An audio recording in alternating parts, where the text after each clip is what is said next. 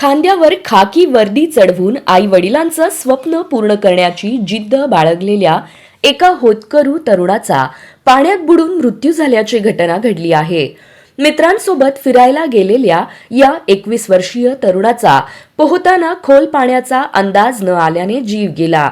या घटनेमुळे परिसरात हळहळ व्यक्त होत आहे.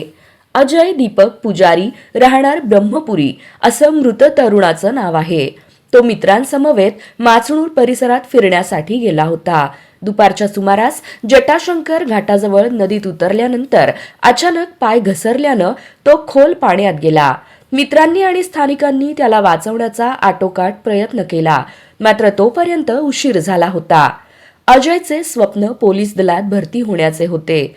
त्यासाठी तो माचणूर येथील जय हिंद करिअर अकॅडमीमध्ये तयारी करत होता. मैदानी सराव आणि लेखी परीक्षेसाठी तो मेहनत घेत होता. त्याच्या पश्चात आई वडील व एक भाऊ असा परिवार आहे.